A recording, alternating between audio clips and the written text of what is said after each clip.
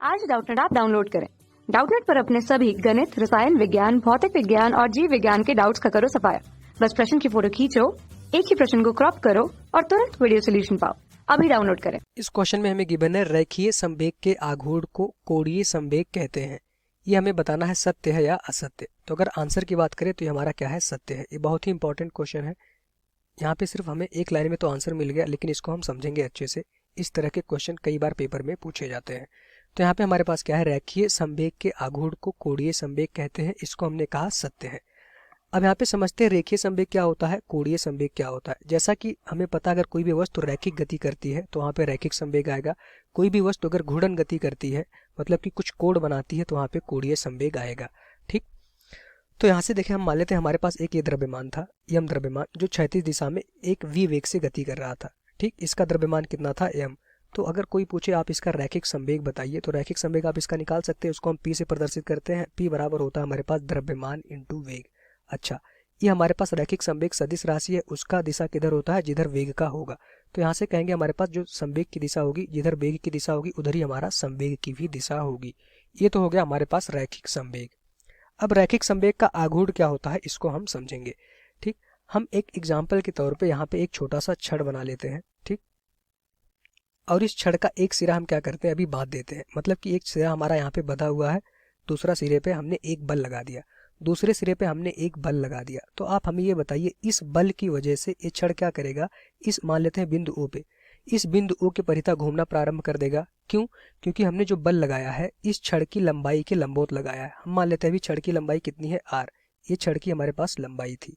तो इस छड़ की लंबाई के लंबवत हमने बल लगाया, जिसकी वजह से ये छड़ हमारा इस बिंदु O के परितः घूमना प्रारंभ कर देगा। तो अभी कुछ यहाँ पे है, तो कभी कुछ देर बाद ये छड़ हमारी यहाँ पे पहुंच जाएगी। ठीक, जिसका एक सिरा हमारा यहाँ पे बंधा हुआ होगा। तो इसी तरह से हमारा क्या होता है, बल आघूर्ण। अगर हमने बल लगाया तो उसको हम क्या बोलेंगे, बल आघूर्ण। आघूर्ण क्यों? क्योंकि ये बल हमारा इस छड़ को घुमा दिया, इस बिंदु O के परितः एक आघूर्ण दे दिया, मतलब कि कुछ कोण यहाँ पे घुमा दिया है। ठीक, इसी तरह से अगर इस बल को हटा के हमने यहाँ पे एक संवेग लगा दिया, P क्या हमारे पास रैखिक संवेग, तो इस संवेग के वजह से भी ये छड़ हमारा घूम जाएगा। चूंकि घूर्णन गति हुआ, तो यहाँ से हमारा क्या हो जाएगा, इस रैखिक संवेग की वजह से घूर्णन गति हुआ है, तो यहाँ पे इस बार जो आघूर्ण आएगा वो हमारा इस रैखिक संवेग की वजह से आएगा। ठीक, तो इसी को बोला जाता है रैखिक संवेग का आघूर्ण। जब हमने किसी वस्तु पे एक संवेग लगाया, उसके वजह से वस्तु हमारा घूर्णन गति करने प्रारंभ कर दी, तो उस संवेग की वजह से जो आघूर्ण होता है उसको हम कहते हैं रैखिक संवेग का आघूर्ण। ये चीज हमें समझना इस क्वेश्चन में इंपॉर्टेंट था। अच्छा, इसका मतलब क्या रहा होगा कि ये जो छड़ होगा वो v वेग से ऊपर की तरफ जा रही होगी, तभी तो हमारा जो ये संवेग है ऊपर की तरफ गया होगा। तो ये छड़ हमारा, अगर इसका द्रव्यमान m होता, इस छड़ का द्रव्यमान m होता, ये छड़ हमारा v वेग से ऊपर जाएगी। इसका मतलब इस बिंदु O के परितः ये छड़ हमारा घूमेगी। अगर v की वजह से घूमेगी तो यहाँ पे कौन सा संवेग मिलेगा हमारे पास, सॉरी कौन सा आघूर्ण मिलेगा, रैखिक संवेग का आघूर्ण।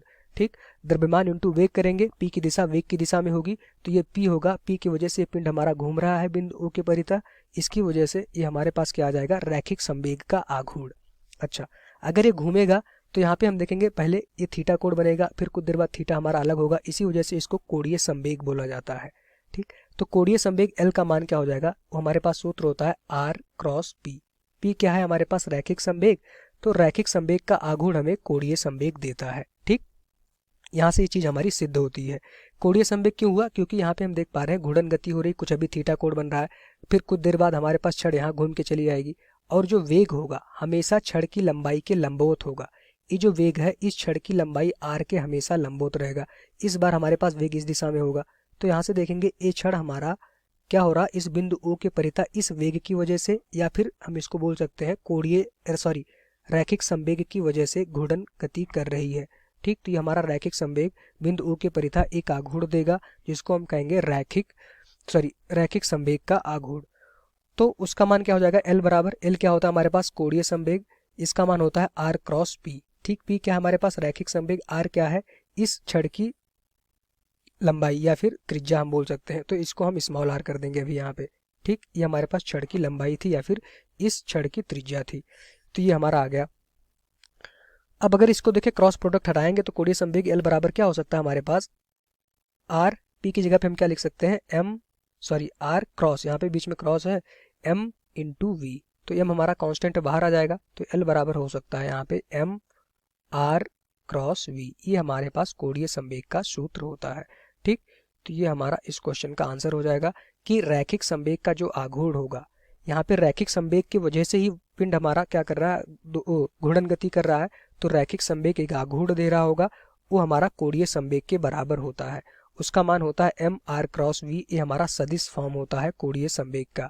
ठीक, अगर इसको देखें, इसको हम ऐसे भी लिख सकते हैं एल बराबर M R V sine theta. ठीक, यहाँ पे थीटा क्या होता है, जिस बिंदु के परितः घूर्णन गति हो रहा है उस बिंदु से वेग के बीच की लंबवत दूरी।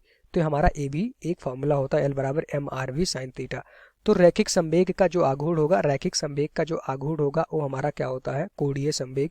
यही हमारा इस क्वेश्चन का आंसर हो जाएगा। Thank you. कक्षा 6वीं से 12वीं से लेकर नीट, IIT, JEE वो एडवांस के लेवल तक 1 करोड़ से ज्यादा छात्रों का भरोसा। आज ही डाउनलोड करें डाउटनेट ऐप या व्हाट्सएप करें अपने सारे डाउट्स 8400 400 400 पर।